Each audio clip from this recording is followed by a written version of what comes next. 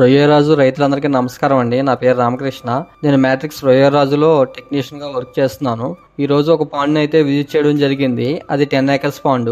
ఆ farmer problems వచ్చేసి animal feed తీసుకోవడం లేదు, మరియు లాస్ట్ వీక్ కౌంట్ వేశారు. లాస్ట్ వీక్ ఎంత కౌంట్ ఉందో ఈ వీక్ కూడా అదే కౌంట్ ఉండడం జరిగింది. మరియు యానిమల్ ఫీడ్ తినకుండా మట్టి తినడం అనే ప్రాబ్లం అయితే ఫార్మర్ అయితే చెప్పడం జరిగింది. ఈ రోజు మనం పాండ్ విజిట్ చేయడం జరిగింది. జనరల్ టెస్ట్ అయిన అమోనియా, నైట్రేట్, pH ని చెక్ చేయడం జరిగింది. తర్వాత ఆ పాండ్ అబ్జర్వ్ చేసిన తర్వాత ఆ పాండ్ కలర్ చేంజ్ అవడం, మరియు ఆ పాండ్ ఒక గట్టు వారిని అయితే మనం ప్లాంకన్ క్రాష్ అవడం మరియు H2S గ్యాస్ ఫామ్ అవడం జరిగింది. మీరు ఈ వీడియోలో చూసుకున్నట్లయితే ప్లాంకన్ క్రాష్ అవడం మరియు H2S గ్యాస్ ఫామ్ అవడం అయితే అబ్జర్వ్ చేయొచ్చు. తర్వాత యానిమల్ అబ్జర్వేషన్ వచ్చేసేటప్పటికి యానిమల్ మీద బ్లాక్ గిల్ ప్రాబ్లం మరియు మౌత్ దగ్గర కూడా గిల్ ప్రాబ్లం రావడం అయితే జరిగింది. ఈ H2S గ్యాస్ ప్రాబ్లం ఎక్కువగా ఉండడం వల్ల యానిమల్ స్ట్రెస్ కి గురయ్యి సెన్సార్ ఆర్గన్స్ పనిచేయకపోవడం వల్ల యానిమల్ ఫీడ్ తినకుండా మట్టి తినడం జరిగింది. మరియు రేయిగట్ని అబ్జర్వ్ చేసినట్లయితే ఆ రేయిగట్లో మట్టి మరియు క్రాష్ అయిన ప్లాంక్టన్ తినడం మనం అబ్జర్వ్ చేయవచ్చు.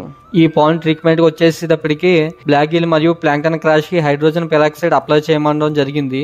తర్వాత 48 hours తర్వాత H2S గ్యాస్ మరియు ప్లాంక్టన్ క్రాష్ ని కంట్రోల్ చేయడానికి వాటర్ అండ్ సాయిల్ ప్రొబయోటిక్ అయిన లెజెండ్ ని 500 grams మరియు 2 kgs బెల్లం నైట్ నానబెట్టి మార్నింగ్ అప్లై చేయమనడం జరిగింది.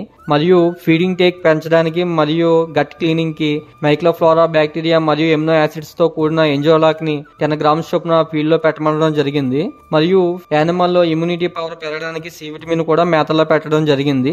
ఆఫ్టర్ 4 days తర్వాత ఫార్మర్ కాల్ చేసి ఫీడింగ్ టేక్ పెరిగిందని చెప్పడం అయితే జరిగింది. మేము కూడా మీ పాండ్ ని విజిట్ చేయాలంటే మా ఈ నెంబర్ కి కాల్ చేయండి. Thank you. మన రొయ్యరాజు యాప్ ని డౌన్లోడ్ చేసుకొని లబ్ధి పొందండి.